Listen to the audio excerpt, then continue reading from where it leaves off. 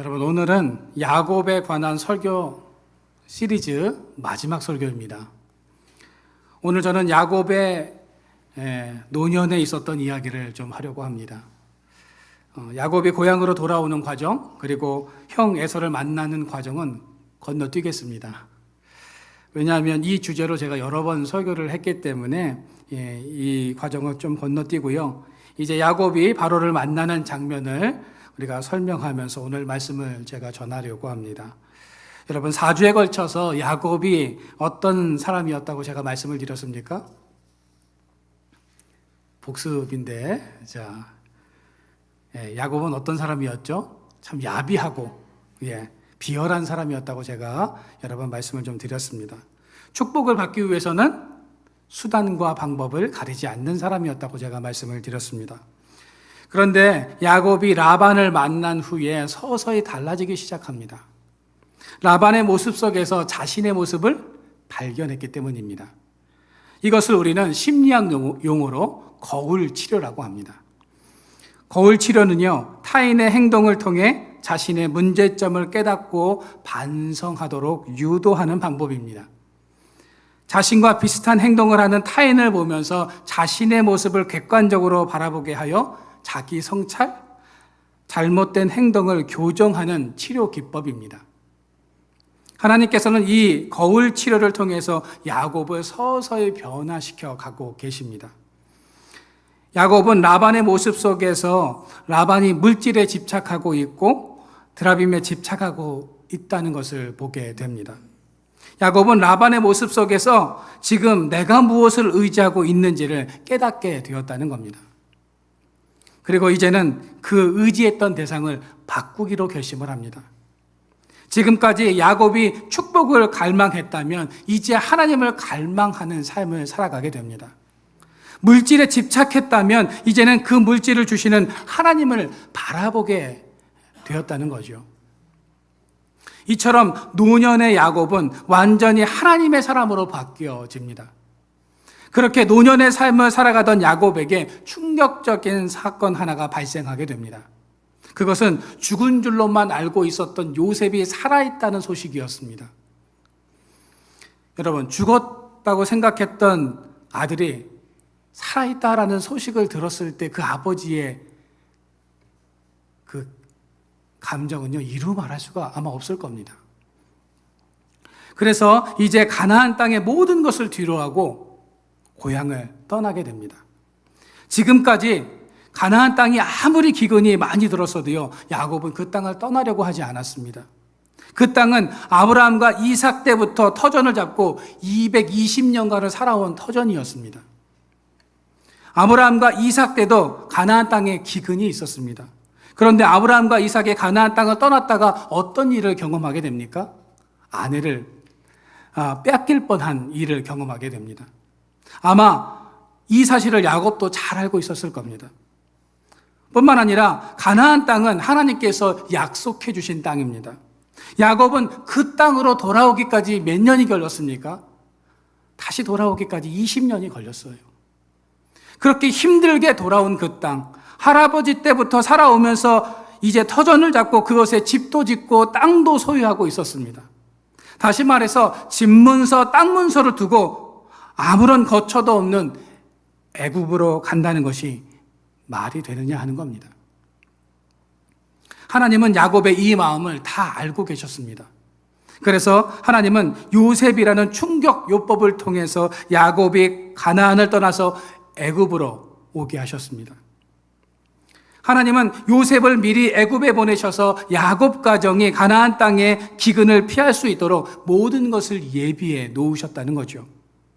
하나님은 아브라함에게 하셨던 약속을 지키기 위해서 야곱의 가정을 고센 땅으로 부르시고 그 땅에서 하늘의 별과 같이 그 후손들이 많아지도록 하기 위해서 그것으로 야곱을 부르셨다는 겁니다. 그렇게 애굽에 도착한 야곱은 누구를 만나게 됩니까? 바로를 만나게 됩니다. 그리고 그 바로를 만나서 축복한다는 것이 오늘 여러분들이 읽으셨던 성경 본문의 내용입니다. 당시 애굽은요, 전국이 12개 주로 구성된 아주 크고 힘있는 나라였습니다. 더구나 요셉이 지혜롭게 국정 운영을 잘 함으로 바로의 리더십은 더 강력해져 가고 있었습니다. 애굽의 주변 나라들도요, 바로에게 굽신거리면서 잘 보이려고 했다는 거죠. 그런 상황 속에서 야곱은 바로를 만나게 됩니다. 그런데 야곱은요, 그런 바로를 만났음에도 기가 죽기는커녕 오히려 하나님의 이름으로 그 바로를 축복합니다. 생존을 위해서 양식을 구해야 하는 상황 속에서도 야곱은 바로의 기세와 위험에 눌리지 않았다는 겁니다. 야곱이 바로에게 했던 축복은요, 단순히 문안 인사가 아니었습니다. 구약시대 족장들의 축복권은요, 일찍이 하나님이 아브라함과 맺으신 계약에 근거했는데요, 야곱은 그러한 축복권을 가지고 그동안 바로가 베풀어준 호의에 감사하는 마음으로 번영과 안녕을 비는 이런 축복을 했을 것으로 보여집니다. 여러분, 사실 축복한다는 것은요, 힘이 있고 높은 지위에 있는 사람이 약하고 낮은 지위에 있는 사람을 향해서 축복하는 것이 일반적이지만 야곱은 자신의 처지에 아랑곳하지 않고 담대히 바로를 축복합니다. 바로는 당시 살아있는 신이라고 불려지는 인물이었습니다. 그 당시 애굽에는요, 바로를 숭배하는 제사장들도 있었고요, 신전이 있었습니다. 신은 사람의 축복을 하는 존재이지 결코 사람에게 축복을 받는 존재가 아니라는 겁니다. 그런데 히브리 땅에서 온 볼품없는 시골 노인에 불과한 야곱이 살아있는 태양의 신이라고 불려지는 이 아들에게 또 애굽 왕 바로를 축복한다는 것은 사실 그 당시에는 있을 수가 없는 일이었다는 겁니다. 여러분, 그러면 야곱이 바로를 축복하는 이 과정을 통해서 영적인 세 가지 우리가 메시지를 알아보면서 같이 은혜를 나누고자 합니다. 첫째는요, 축복은 축복하는 이의 지위나 소유와는 무관하다는 겁니다. 오늘 7절 말씀에 우리가 같이 한번 보도록 하겠습니다.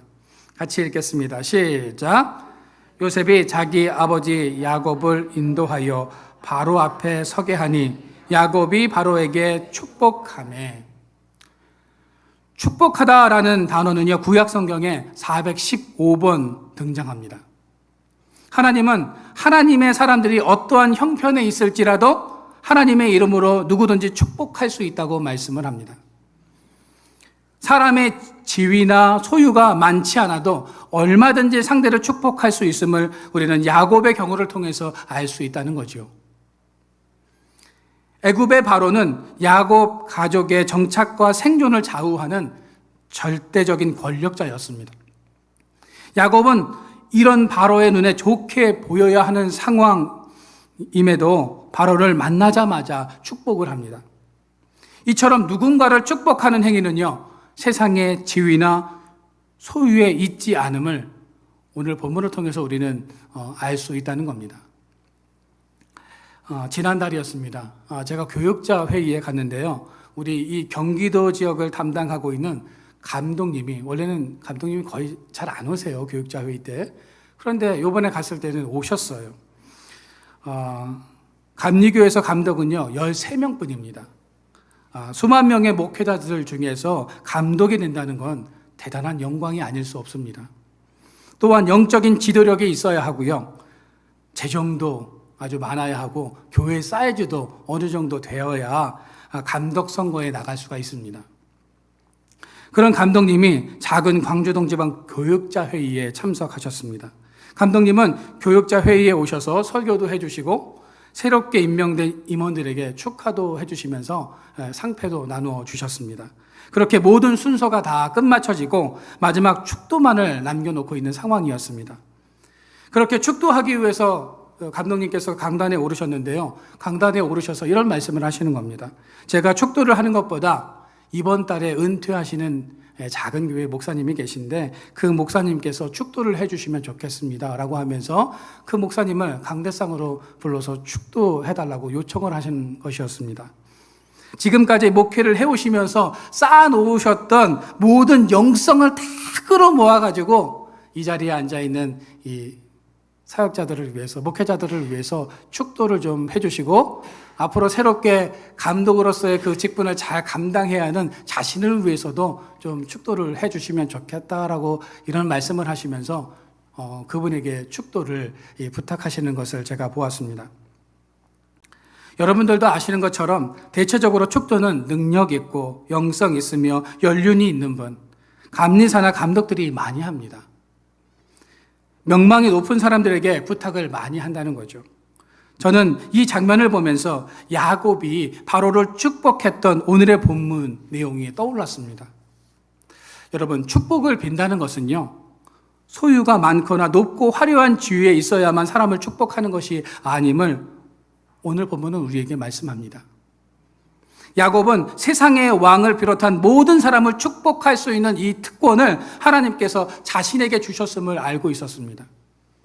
자신의 눈앞에 있는 사람이 세상에서 신처럼 여겨지는 사람이어도 야곱은 그 앞에서 기죽지 않았다는 거죠. 지금 눈에 보이는 세상 왕보다 하나님이 더 높으신 분이시라는 사실을 야곱은 알고 있었기 때문입니다. 보통 사람들 같으면 왕을 축복하는 일은요, 엄두도 내지 못했을 겁니다. 더군다나 왕에게 아쉬운 소리를 해야 하는 상황에서는 더더욱 그러했을 겁니다. 그러나 야곱은 기가 죽거나 두려움에 떨지 않았다는 거죠. 야곱은 이미 산전수전을 다 겪으면서 하나님을 만남으로써 영적인 내공이 쌓여 있었습니다. 야곱은 그 영적인 내공으로 바로 앞에 선 것입니다.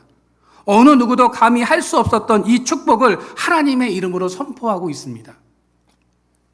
여러분, 야곱이 바로를 축복했던 것처럼 하나님은 우리에게 사람들을 축복할 수 있는 권세를 주셨습니다.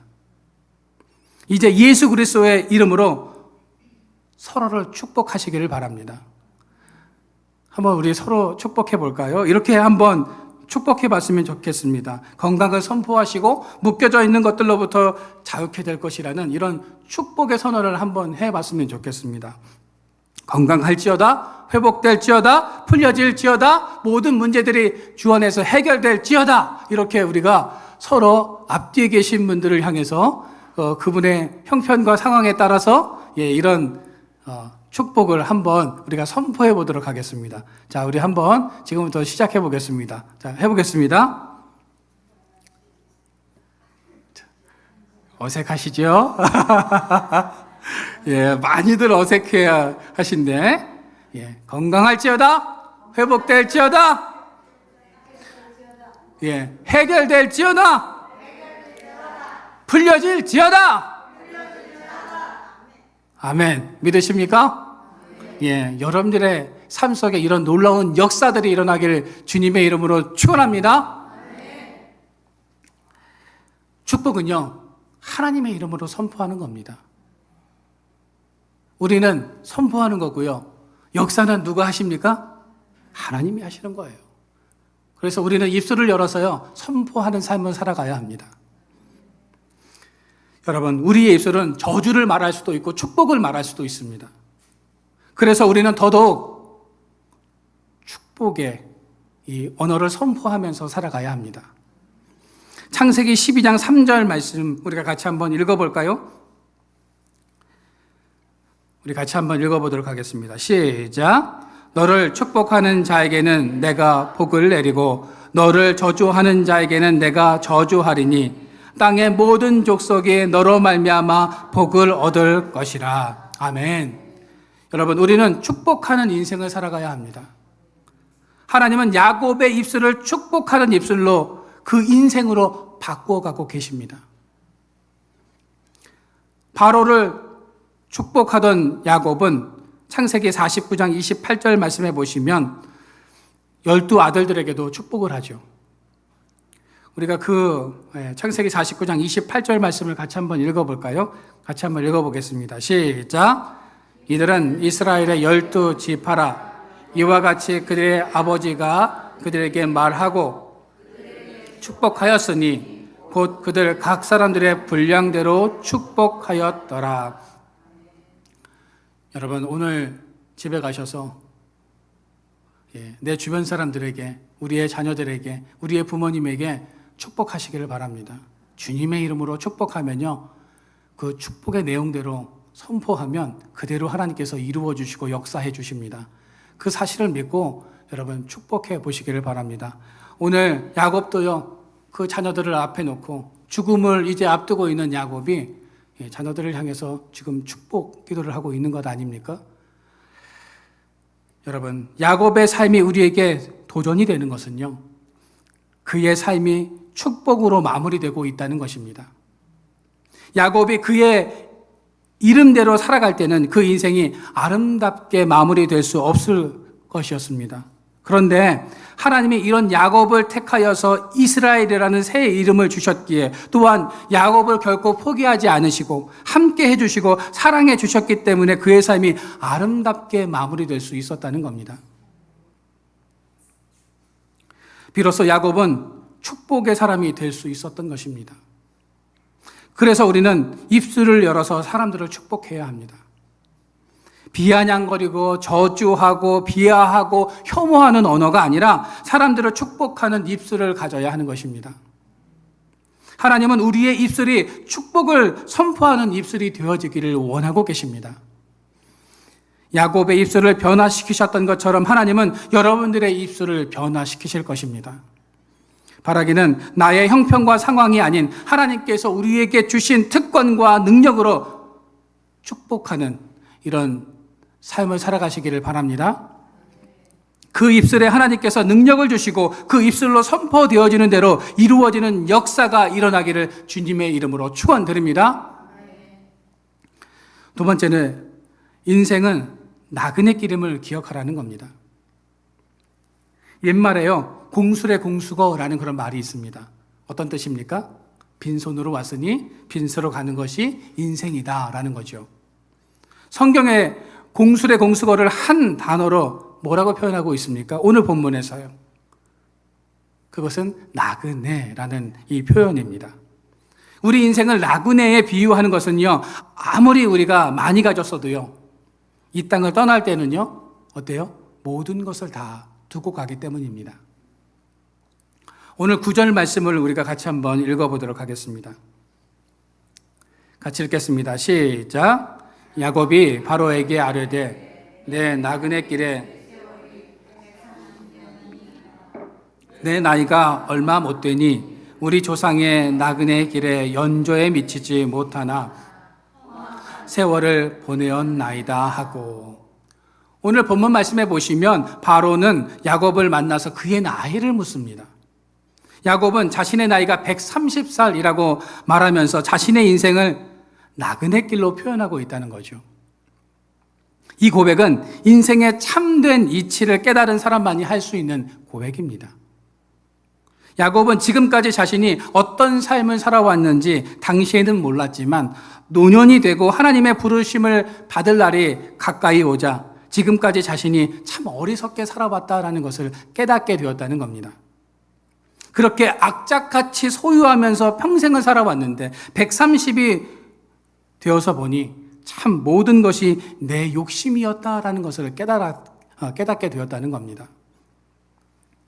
그럴 줄 알았으면 아둥바둥하면서 악착같이 살지 않아도 되었을 텐데, 나누면서 즐기면서 감사하면서 살아도 되었을 텐데 하는 이런 생각을 노년에 하고 있다는 거죠. 우리는 나그네 길이라는 이 표현을 통해서 야곱이 지금까지 자신의 삶을 회언하고 있다라는 것을 알게 됩니다. 여러분, 야곱의 고백처럼 우리의 인생길은 나그네 길입니다.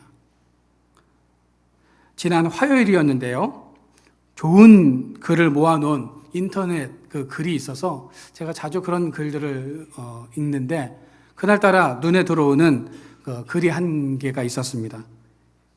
인생은 나그네 길이라는 글의 제목이었습니다. 제가 여러분들에게 잠깐 그 내용을 좀 소개해 드리겠습니다. 화면을 좀 띄워주시겠어요? 언제 떠나는지 서로 몰라도 가다 보면 서로 만나 웃기도 하고 울기도 하고 애절한 사연 서로 나누다 갈래길 돌아서면 어차피 헤어질 사람들, 더 사랑해 줄 걸, 왜 그리 못난 자존심으로 용서하지 못하고 이해하지도 못하고 비판하고 미워했는지, 사랑하며 살아도 너무 짧은 시간 베풀어주고 또 줘도 남은 것들인데 웬 욕심으로 무거운 짐만 지고 가는 고달픈 나그네 신세인가. 그날이 오면 다 벗고 갈 텐데, 무거운 옷도 화려한 명예의 옷도 자랑스러운 고운 모습, 따뜻이 서로를 위로하며 살아야 하는데 왜 그리 마음의 문만 닫아 걸고 더 사랑하지 않았는지. 천년을 살면 그러할까, 만년을 살면 그러리요. 사랑한 만큼 사랑받고 도와준 만큼 도움을 받는데 심지도 않고 거두려고만 몸부림쳤던 부끄러운 나날들, 우리 서로 아끼고 사랑해도 허망한 세월인 것을, 어차피 저 인생의 언덕만 넘으면 헤어질 것을 미워하고 싸워봐야 상처만 흔적만 훈장처럼 달고 갈 텐데, 이제 살아있고 함께 있는 것만으로도 감사하고 사랑해야지. 언젠가 우리는 다 떠날 나그네들인 것을. 여러분, 이 글에서 우리는 야곱의 생각과 마음을 발견하게 됩니다. 사랑하며 살아도 너무 짧은 시간인데, 베풀면서 살아도 충분한데 왜 나는 이렇게 악착같이 살았나, 남의 것을 빼앗으며 살아왔는가, 이런 자조 섞인 말을 하고 있다는 거죠. 여러분, 모래를 한 움큼 쥐어본 적이 있으십니까? 모래를 많이 잡으려고 하면 할수록 모래는 어떻게 해요? 우리 손에서 다 빠져나갑니다. 더 빨리 사라지죠. 야곱은 세상의 것을 더 움켜쥐려고 하면 할수록 그것을 손에 쥘 수 없다는 것을 비로소 노년에 깨닫게 되었다는 겁니다. 그래서 야곱은 바로에게 내 인생길을 돌아보니까 나그네 길이었다라는 것을 이렇게 이야기하면서 그 나그네 인생이 내 인생이었다라고 이렇게 말을 하고 있는 겁니다. 여러분, 그러면 왜 야곱은 바로에게 내 인생길이 나그네 길이었다라고 지금 말을 하고 있는 것일까요? 나도 당신처럼 모든 것을 가져보려고 애를 써보았고 누려보았는데 결국 모든 것을 다 두고 가는 것이 인생이라는 것을 애둘러 표현하고 있다는 겁니다. 그러니 자만하지 말고 교만하지 말고 감사하면서 살라는 의미가 이 표현 속에 담겨져 있다는 거죠. 야곱은 나의 인생이 나그네 길이었다는 이 사실을 깨닫게 된 순간부터 내려놓는 삶을 살기 시작합니다. 여러분, 우리의 인생길이 나그네 길임을 깨닫기만 해도 우리의 삶에 많은 변화가 생겨납니다. 힘 있는 사람 앞에서 비굴해하지도 않고요. 사람들 앞에서 교만해지도 않게 된다는 거죠. 라반과 야곱처럼 무엇인가에 집착하는 것을 내려놓는 삶을 살아가게 된다는 겁니다. 여러분, 오늘 우리가 하나님의 부르심을 받는다면 내가 가지고 있는 것을 다 내려놓고 떠나야 한다면 지금 가진 것이 무엇이 중요하며 지금 나의 지위가 무슨 의미가 있겠느냐 하는 겁니다. 물론 우리가 살아가는 동안에 소유에서 완전히 자유할 수는 없을 겁니다. 왜요? 우리는 인간이기 때문입니다. 또 소유가 필요하죠. 하지만 나의 인생이 나그네라는 사실을 우리가 인식하는 것만으로도 우리는 지금보다는 좀 달라진 삶을 살아갈 수 있다는 거죠. 여러분, 우리의 인생길이 나그네임을 기억하시기를 바랍니다. 나그네는 언제나 떠날 준비가 되어 있습니다. 땅의 것에 미련을 두지 않습니다. 나그네는 인생에서 무엇이 중요한지를 알고 있습니다. 바라기는 노년의 야곱처럼 후회 없는 인생, 인생의 참 이치를 깨닫는 복된 인생들이 되시기를 주님의 이름으로 축원드립니다. 마지막 세 번째로, 험악한 세월 속에서도 하나님이 함께 계셨음을 깨달아야 합니다. 9절 후반절 말씀을 제가 읽어드리겠습니다. 우리 조상의 나그네의 길에 연조에 미치지 못하나 험악한 세월을 보내었나이다 하고, 야곱은 자신의 삶이 험악한 세월이었다라고 이렇게 고백을 하고 있습니다. 험악한을 뜻하는 리아는요, 상하게 하다, 괴롭히다라는 그런 뜻을 가지고 있습니다. 즉 역경과 고난을 의미합니다. 야곱은 자신의 삶이 얼마나 파란만장한 삶이었는지를 이야기하고 있다는 거죠. 그는 하란에서 20년 동안 종살이를 하면서 삼촌, 외삼촌에게 10번이나 속았고, 형에게서 살해 위협을 받아서 20년 동안 고향으로 돌아가지 못하다가 간신히 고향으로 돌아가게 되었으며, 베들레헴에서 사랑하는 아내 라헬을 잃었고, 20년 동안이나 사랑하던 아들 요셉이 죽은 줄로만 알고 지내야 했습니다. 야곱은 그야말로 험악한 세월을 살았습니다. 그 기나긴 고난과 역경 속에서 하나님을 만나서 자신의 연약함과 욕심을 깨닫게 되었고, 이제 하나님의 손을 붙잡고 축복의 통로로 쓰임받게 됩니다. 여러분들은 지금까지 어떤 삶을 살아오셨습니까? 어쩌면 야곱과 비슷하거나 아니면 야곱보다 더한 험악한 세월을 살아오셨을 수도 있습니다.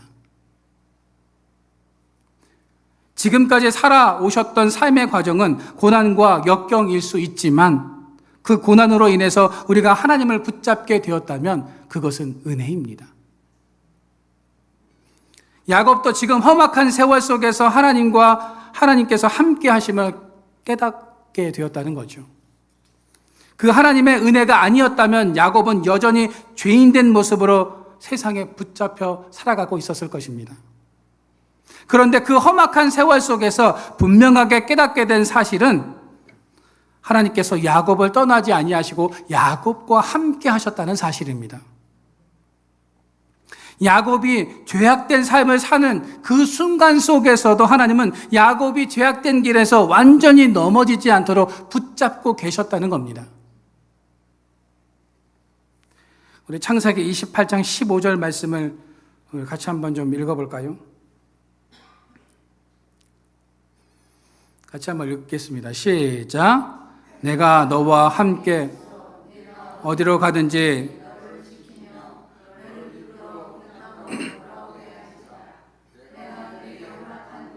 다 이루기까지 내가 떠나지. 아멘. 여러분, 내가 너와 함께 할 것이고 내가 어디로 가든지 너를 지킬 것이며 내가 너에게 약속한 것을 다 이루기까지 너를 떠나지 않겠다고 하나님께서 야곱에게 이렇게 말씀해 주셨습니다. 이 야곱의 하나님은요, 우리의 하나님이에요. 그 하나님은요, 우리를 떠나지 않으십니다. 우리를 지켜주십니다. 우리와 함께 하십니다. 우리와 동행하여 주십니다. 우리가 완전히 넘어지지 않는 것은 그 하나님께서 우리를 붙잡고 계시기 때문입니다. 여러분, 놀라운 것은 하나님께서 야곱에게 약속하신 말씀 중 이루어지지 않은 것이 하나도 없다는 것입니다. 우리가 야곱의 인생을 정리하면서 반드시 붙잡아야 할 말씀이 바로 이것입니다. 하나님의 손 안에서 고통이 축복으로 어떻게 변해가는지를 우리는 깨달아야 합니다. 고통이 하나님의 손에 다루어지면 모든 것들이 합력하여 선을 이룬다는 사실을 믿으시기를 바랍니다. 하나님이 약속하신 말씀은 반드시 이루어집니다. 그리고 고통의 인생이 축복의 인생으로 바뀌어집니다. 여러분, 이제 바라기는 우리의 입술이 축복의 입술이 되어지기를 소망합니다. 인생의 참 이치를 깨닫고 소유에 집착하는 얽매이는 인생이 아니라 하나님께 붙잡히는 인생들이 되시기를 바랍니다. 하나님의 약속은 반드시 이루어지고 고통이 변하여 축복이 된다는 사실을 믿고 오늘도 우리를 축복의 인생으로 인도하실 그 하나님을 믿고 살아가는 저와 여러분들의 삶이 되어지기를 주님의 이름으로 축원드립니다.